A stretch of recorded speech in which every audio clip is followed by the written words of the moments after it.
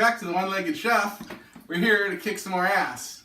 This time we're going to kick the ass on some Boudin sausage. Now, I can't tell you how to make Boudin. I can tell you how to cook Boudin because I don't know how to make Boudin. But first we're going to have a little bit of history lesson. So, it is a French sausage, Boudin. Or if it helps, Boudin. For those of you who don't know anything about French and America history, I'll tell you a little bit that I know. Acadian, or if it's female, Acadienne, is the French in Maine. That's what I am. My mother's from Madawaska, Maine. We are Acadian. They eat lobster, ferns, and buckwheat pancakes, and as far as I know, actually, they don't eat lobster. That's the white people in the English in Maine. Then they moved to Louisiana and they became Cajun. So it's short for Acadian, Cajun. That's French Louisiana food Disneyland. If you haven't been, you gotta go. New Orleans is a tourist trap, sorry, and I'm gonna get some haters. I like Baton Rouge, I like Shreveport, I like Baton Rouge. So, again, Boudin, it's a Cajun sausage. You can say Boudin, but do not say Boudin. And, oh, got some more. Traditionally, this sausage would be prepared grilled, boiled, baked, steamed, or pan-fried. If you don't know the quality of the boudin that you have, I avoid the grilled and the boiled. The boiled, if it splits, you have a bunch of soggy filling that's now floating around in water. Same thing grilled. Nothing worse than a boudin that splits on the grill. It becomes a sacrifice to the barbecue gods. And you're not going to get to eat it. I mean, you know, if you have a lot of them, go for it. You know, I grill shrimp, and you always got to sacrifice a few. Today, this is a non-traditional recipe because I've only made this stuff once. And I decided, what the hell, let's kick ass. And I got my Ninja 3-in-1 cooker, and I want to put it through some paces. So I've decided to do my own non-traditional, kind of like it's going to be somewhat steamed, somewhat pan-fried. You're going to see what we're going to do. So what we have over here, I've got some chopped onion, thanks honey. Chopped celery, thanks honey. I've got the only boudin I've ever tried, I freaking love it. Well, I shouldn't say the only, I've had boudin balls. This is from Bergeron's in Shreveport. Shout out to Bergeron's, they're big tailgate fans down there in LSU country. Literally fresh thyme from my garden. We're going to also have some Best Choice, didn't get the always save this time, Best Choice tomato paste, a little bit of Weba, New Orleans Cajun seasoning. Gotta slap your mama. It ain't Cajun if you don't slap your mama. Bay leaves. Everybody knows bay leaves. You put a leaf in so everybody knows it's homemade. That's the only reason for a bay leaf. I don't know what they frickin' taste like. And since I'm not grilling, but I love grilled flavor, I'm going to use a little bit of Penzeys smoked paprika, Spanish style. It gives a nice smoky flavor, which we're going to add. So, I've already preheated my Ninja 3-in-1 cooker. I learned a lesson from the kick-ass beef stew. Is, hey, why don't you preheat that stuff? Don't make these people wait. They got lives. I've got my oil. I put a little oil in the bottom of the preheated Ninja, just a little bit. And we're going to throw in our veggies now. Well, actually, first we're going to put in our little bit of garlic. Down the bottom. And, oh, hear that sizzle. Alright. Like I said, this is non-traditional, so I don't want to hear any comments. Tony, this isn't how we make our boudin. You make your boudin any way you want. This is my boudin. Some onion, as we say en français, some celery. And I am the mad Cajun chef. I am putting vegetables together. We're going to get these softened up in just a couple minutes. I'm not going to make you wait for that, so we're just going to say cut. Okay, so it's been a couple minutes, eh? And you take a look, our onion is just starting to be translucent. Again, we're cooking in oil. Just a little bit with the celery and the onion and a little bit of 1 clove of garlic. On medium, although I preheated on high. Now I'm ready to start adding some more ingredients, I've got my best choice tomato paste. So I'm going to give you my hint for how to get the tomato paste out of the lid, even with the bigger can. So I've already cut out the top and the bottom lids. So I'll peel out one of them and scrape all that good stuff off.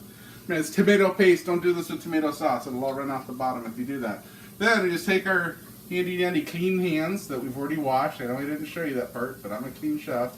Just push it right through. Wow, that was easy. Just scraping. We're done. We're gonna stir that around a little bit. Add that to our other stuff. Gonna add a little bit of water at this point. We're like, Tony, if you're gonna add water anyway, why didn't you use tomato sauce? It was like, because it's more economical to just buy tomato paste. Those of you who don't know, tomato sauce, thinned out tomato paste, tomato juice, thinned out tomato paste, tomato soup, thinned out tomato paste. If you don't believe me, read the ingredients, what you buy. It's just, it'll all say tomato puree, plus water, maybe some seasonings. I figured that out all on my own. Alright, so now we're going to add some more wonderful seasonings. I've got my fresh thyme from the garden. Can't have too much thyme. Ha ha ha. And I'm going to add my leaf so you know it's homemade. Buy the leaves. These are organic bay leaves. Of all the things that I never worried about pesticides on, it's my bay leaves. Go figure. Little slap your mama. It runs a little spicy, so you know, do what you like. As always, taste is all in the mouth, but cook for yourself and also cook for your audience. I know what my audience likes. By audience, I mean the people who are going to actually eat it. Y'all ain't eating it. You're just watching me. I'm going to go with the Weber Nollins. Sprinkle, sprinkle, sprinkle.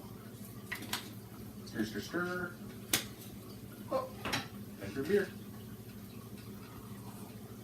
Beer is really good to cook with. It inspires me. It tastes good in the food. Never go wrong putting a little beer in your food. So I really want some more liquid in there because, like I said, traditionally these can be steamed. I want to get a little steaming action in on my sausages. You know, dump in, that's the rest of the cup. Happy Halloween. This is Pumpkin Boo. Pumpkin Boo says hi. And I'm going to stir a little more. How about? So I made this nice red sauce. Like I said, totally untraditional. I know there's probably people down in Shreveport, Baton Rouge, you know, all over Louisiana just gagging at the thought of this. But hey, you don't have to eat it. This is how I wanted it. I recommend the first time you ever do boudin, do it your way. I don't even know how this is going to turn out.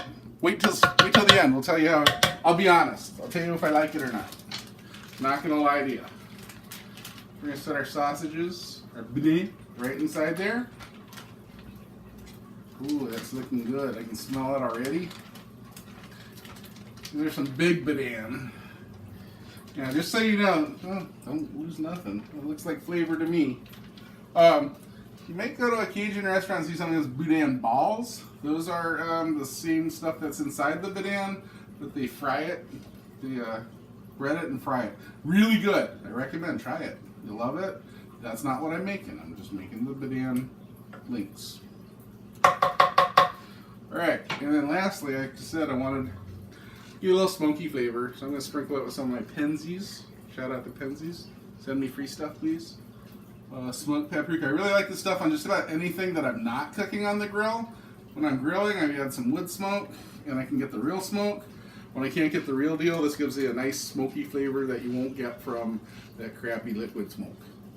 And we're out. So I decided to make a little on-the-fly change here. Before I was just going to keep using the stovetop setting, but I have not tried the oven setting yet on my Ninja 3-in-1. We've done stovetop. If you were here with my kick-ass beef stew, we've done slow cook. I've set it down to the oven setting. I've set my temperature to 350, and I'm going to cook it at 350 for about 30 minutes now.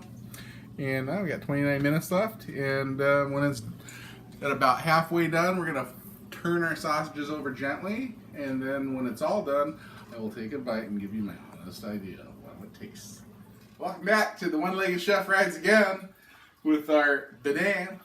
And so a couple side notes. One, I had the 3-in-1 cooker on the oven setting, 350. And you know what? It was just boiling too hard, and I'm not trying to boil these. I really wanted more of a gentle steam. So we went back to our stovetop low setting, still keeping it up at the same 30-minute time. We're going to take a look at it. I'm going to flip these sausages over. Menopausal wife asked me, "Does that thing put out much heat in this room? Is it getting warm in here? Or is it just me?" I said, "Honey," "I feel a little heat right here." She's over there. Yeah, I think it's just that change in life. So here we go. Oh, so here's what I'm talking about. One of my Boudin opened up. So, you know, that's a lost cause. If that would have been on the grill, OMG, it's gone. But since we're doing it in our Ninja 3-in-1 cooker, we can just mix that stuff up. The whole casing's gone. I'm not even going to touch it. It's just going to want to fall apart. Some of my liquid's gone away. Let's add a little more beer to the mix. Let that mix up. Swoop. A little swoop. Swoop, swoop, swoop. Alright, we're going to keep it going. Another 15 minutes. We'll call it good. We'll taste it. We'll tell you how it turned out. Alright, welcome back. So we should be done. Couple things. One thing I didn't mention is if you do Boudin at home, one thing you want to ask your Boudin purveyor is whether or not they're pre-cooked or not. From my understanding, most of these do come pre-cooked. So we're not really cooking the sausages from a raw state. We're merely heating them. That's why I like to stay with the gentle heating methods. So we're going to come in here and have a look. Oh, see, we lost another casing. This is why I don't want to grill. Oh, actually, that's 3 of them. So I don't know if this is just particular to the cooking method I'm doing. It's only the second time I've made these. I probably need a little more experience to find out. Doesn't matter. You don't eat the outsides anyway, unless you like pig gut. We're going to take a piece of this along with some of that good sauce that's on there. Yum, yum. And let's see what we made here. Sweet pie. You see that? Mm-hmm. All right. Looks good. So we're going to take a little taste. It's delicious. The sauce is well seasoned. Spices are just perfect. I'm very happy with it. Not too hot. I can taste the smoke from my Penzeys smoked paprika. I'm going to let it cook a little more. I'm going to eat the hell out of this. Just want to get back to you guys. So, in closing, this is, again, my non-traditional Boudin recipe. I'd like to give a shout out to the people at Ninja for their 3-in-1 cooker. Boudin came from Shreveport, Louisiana, from Bergeron's. So if you're ever down there, tell them the One-Legged Chef sent you. They won't know what the hell you're talking about. But I do. Maybe someday this will be a thing. Shout out to Slap Your Mama. Penzeys Spices, if you want to send me some free gift certificates, I'd love it. Weber's Spice Blends. Hey, I love you guys. Love your grills too. I could really use one of your new ones. And my big shout out to Mary Honey Sweetie Pie behind the camera. Thank you very much. We're out. We're going to go kick ass. We're going to eat.